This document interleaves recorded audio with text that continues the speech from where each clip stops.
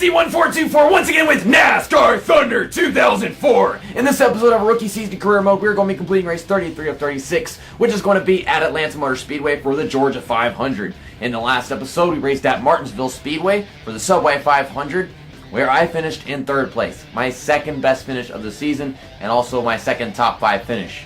Now, that could have not been possible without the help of my girlfriend's lucky Subway t-shirt, which I don't have with me anymore, obviously. And of course the fact that Jeff Green was trying to pass me, but he realized there wasn't enough room, so he tried moving over and then got dumped by Jerry Nadeau, bringing out a caution right around the time for pit stops. But under that caution, nobody decided to take a pit stop except for me, so I got to be a lap ahead of everybody. Still, we had one of those pit stop glitches with Christian Fittipaldi leaving pit road, so that caused Ryan Newman and Jeff Gordon to be also on the lead lap, and Ryan Newman got the win, which was his second win of the season. He got his first one at Darlington. Jeff Gordon, he's in third place in the point standings, out of reach for the championship, but Dale Earnhardt Jr. is still 69 points behind Tony Stewart. If he can do something fancy in the next 3 races, or maybe Tony Stewart just doesn't have a good one, then we'll have ourselves an interesting points battle. Now, after that third place finish I got, we are 24th place in the point standings. Looks like a good 21 points behind Robbie Gordon. Maybe we can pass him whenever we go to Atlanta in points, but I don't know about Ricky Craven because he's over 100 points away from me, and as well as Jeremy Mayfield, a good 150 or something like that. So, yeah, maybe the best we can finish in the point standings in this season is 23rd or 22nd, and I'd be able to accept that. As far as driver respect goes, Jimmy Johnson don't like me, Matt Kenseth don't like me, and then we got all these other people that kind of don't like me. But it was worth it in the end. It's worth all these freaking negative opinions on me as a race car driver, getting that third place finish at Martinsville. I'll take it. So, let's go to race weekend. Quick select the chassis, engine, and body. And we have a car rating of 60 for the 3rd time in a row. Now, because we just damaged our car a bunch whenever we were at Martinsville, the chassis and the body are 94% condition both. But we have a fresh engine, and this is a fast track. The thing is, this track is easier to race than Charlotte was, but the AI are much better at this track than they are at Charlotte at the same time. So, I don't know what to expect. It's been 29 races since we've been here. Maybe we've made some progress. I have tried multiple setups for this qualifying session for this track, and I think the best idea would be go with negative 0.5 turns of wedge and 25 psi. So the tire pressure hasn't changed upon default setup, but the wedge adjustment is halfway down from what it originally was.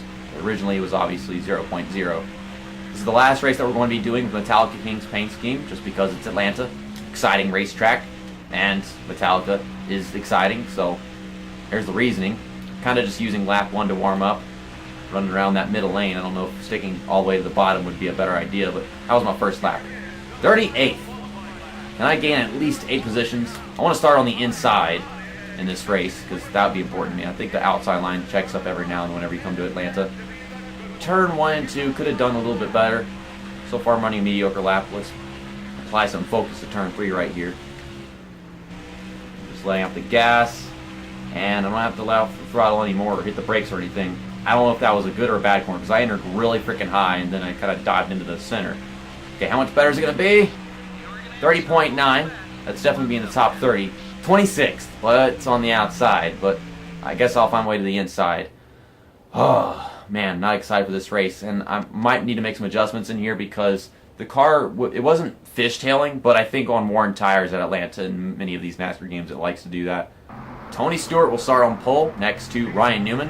I have no clue where Dale Earnhardt Jr. is, but green flag is out, and we are underway for 32 laps here at Atlanta Motor Speedway. Trying to get this car to accelerate at the freaking start of the race. Okay, to the inside we go. Already in 25th. Trying to stay behind these guys, get a good runoff.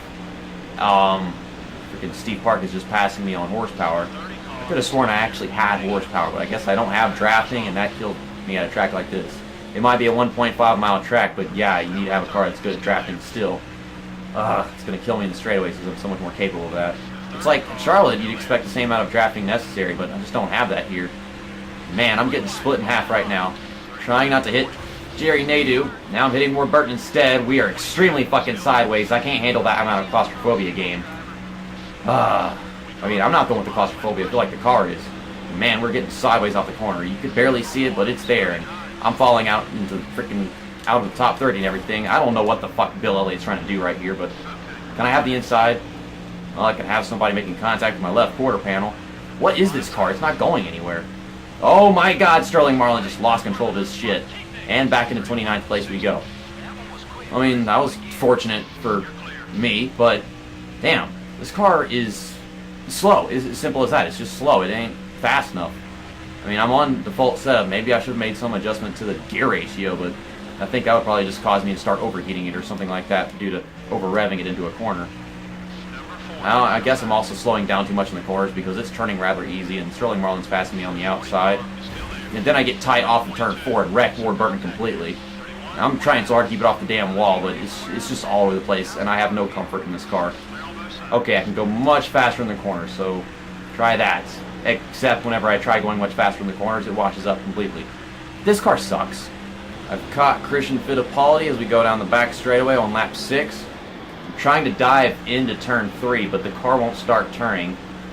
I don't know how to fix that. I mean, we got freaking wedge adjustment in there, but that ain't helping. Here comes Ward Burton back to haunt me. I mean, he's actually not that pissed off. He doesn't even have the indicator, so never mind. I don't know. And 29th place. You know, it's more likely that I finish better in this race than Martinsville, but miracles are more likely at Martinsville in this game than Atlanta. So at the same time, gonna get a 3rd place finish at Martinsville, but then come to freaking Atlanta and probably finish like 40th or something. Which is kind of stupid because I swear I finished like 36 last time we came here. I don't know what to do.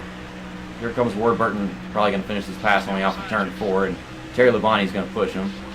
Get to that outside. Never mind, I was gonna block Terry Labonte, but now he's passing me. This car is so fucking slow. Like, god damn.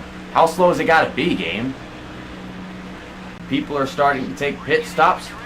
A while ago, I tried taking turn 3, just letting off the gas instead of using the brakes. That didn't work. This whole entire first run has been practically boring and very, very simple. It's just driving circles around the freaking racetrack, slowly catching these guys in front of me, but not enough. Someone's overheating down the back stretch. It's Bobby Labonte, so that's going to be for position. Am I going to finish worse in this race than I did in the last one here? That's 29 races. 29 races, and we've made less than progress. And oh my god, I was correct. On worn tires, like right at the very end of a run, this car starts driving like shit. It's been getting sideways. Right front tire is dead. I don't know. I can hear the freaking tire squealing going into a corner. Well, I'm going to go ahead and take a pit stop this lap and just switch to the right analog stick and use it for throttle control during pit road. That didn't save me at Charlotte last time, so maybe that won't happen this time. Actually, I could use that this time. This time, I would love to just spin the car entering pit road on accident, but I'm going to try to do it right instead. Okay, 70 miles an hour. Just get it down to 70. Don't spin the race car, please. There we go. That was a great pit road entry. Got a little sideways, but it was really fast. No damage to repair. Nothing I could do to this setup will actually make the car better, because if I turn up the wedge, then it's going to be tighter going into the corners. And I mean, if I turn down the tire pressure, the tires are going to wear down faster. But I mean, I'll have more grip in the short run. I don't know what to do. Am I going to leave pit road like fucking last place? Oh, we're just now getting to the freaking left side tires. Jerry Nadeau and Terry Labonte. We're not going to finish in last because Bobby Labonte blew up, of course. Okay, where are we? Oh, wow. We're going to come off pit road and we're going to be like, lost like 3 or 4 positions, I suppose. So I hit these guys. Okay, let's get on the track now. 33rd place. I'll pull up in front of Christian Fittipaldi. I need to pay attention to the racetrack, not my rearview mirror so much because I'm driving like shit. Also, I'm not up to speed, so this car is going to be even more tail-happy than usual. I hate how that's a thing, but it is. Well, I'll just get up to speed and pull away from these guys. I already know that I'm faster than Christian Fittipaldi. We passed him earlier. The same could probably be said about Casey Mears. Can we have like, say, maybe 13 cars DNF in front of me? Or at least a caution, that'd be nice. Well, at least we're gonna finish 3 positions better than we did here last time. That's the very, very dim, bright side of things. This isn't me. I swear to God, this is me. I'm running the best laps I possibly can right now, you know? Good old qualifying laps. But it doesn't seem to matter. Maybe I can get into 32nd because we're catching somebody up there. This has been one of the most boring and disappointing races of the season, but it's relaxing at the same time. I know it's probably too much to ask that a race be relaxing and I get a top 20 finish at the same time, so I'm just going to take this with a grain of salt. Leader Tony Stewart is coming up behind me. I'm going to have to let him pass me on the outside because that's where he plans to go. Hit the brakes. Don't crash into him. Don't crash into him, car. Fuck you, car. There you go. I've just been letting by lead lap cars. Tony Stewart's about to come away with the win as he goes off turn 4. Yeah, as the run went on, this car had like less and less things it could do as far as agility goes. It had all this speed and it had nothing. It didn't have enough speed. The car had nothing to do with its handling. It's like it was just wobbling back and forth all over the place because it had no speed to carry it through corners. This car needed more speed, even though it already had a fresh engine and everything. Tony Stewart gets the win. Next week is going to be the final week of our rookie season in NASCAR Thunder 2004 career mode. It's going to be at Phoenix International Raceway next up for the Checker Auto Parts 500, sponsored by Haviline. At least I think that's what they would have called it back then.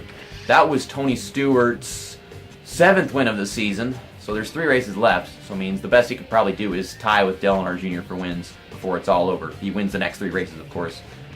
Seems like a bit of a stretch, though. So we have probably lost a few positions after that race. We finished all the way back in 33rd. Where are we now? 25th. Like 30 points or something behind Terry Labonte. I think he was the one that passed me with that in mind. I think it's still possible for us to get 24th or 23rd in the point standings before it's all over. We got Rockingham coming up, and I finished 20th in the first race on junk equipment. So on really good equipment, maybe I can get a top 10 or at least a top 15. Who knows? Driver respect. Jimmy Johnson and Matt Kenseth are still left over. We certainly pissed off Ward Burton quite a bit in the open laps of that race. My car was a fish out of water at the beginning. And, well, of course, I genuinely suck. I can't just blame on the car, of course. And, yeah, Terry Labonte still there after that freaking long ago Talladega race. Let's go into team management. Shop additions. 7 races left until the engine hoist comes in. Our chassis just got finished being overhauled. It has 61 tire grip. Tire wear is at 58. And, yeah, we just used up this chassis right here. It's at 91 condition now. Going to be back at 59, 57. I decided just to repair it because it would be a waste of money to go into overhaul for something that wouldn't really increase. We got 6 races left on that chassis. As far as the engines go, yeah, we just had an engine come back in with 61 power 57. That was actually the one that we're building for a while, I think. And we already got the other ones that we've been overhauling throughout the season coming in, and I decided to sell the first one because it was the lowest condition one. Even though it was in the 60s, it wasn't worth it to keep it. And, well, this one right here is the one that we were just using up a bunch. It's at 91 condition. And that 61 power 56, yeah, I just went ahead and decided to repair that. But with the bodies, that was what I really decided to come to, was to overhaul this thing to get it to downforce and drafting to increase to 59 and 58. And, well, we got 7 races left on this body that we've been building, and, man, the ratings on this thing are going to be high. It's going to be the highest rating equipment that we're ever going to have out of the 2 genres of equipment, whatever you call them. And this just came in 58 downforce, 57 drafting. Take a look at the sponsorship. Of course, the happiness went down for UAW. 20th place. Couldn't manage that Atlanta, but for somehow I did it at Martinsville. But it's down to 52, and I think at either Phoenix or Rockingham, we've got to get a top 20. And I know we can do it at Rockingham. I don't know about Phoenix, but yeah, we'll be able to keep up the happiness from this point on. I'm quite confident in that. And then, of course, you got the secondary, Motorola and Associates, Academy Sports and Outdoors. We don't have to be concerned about them. I feel like I'm nailing them with qualifying and point standing stuff. So, see you next time. That's that, and episode over.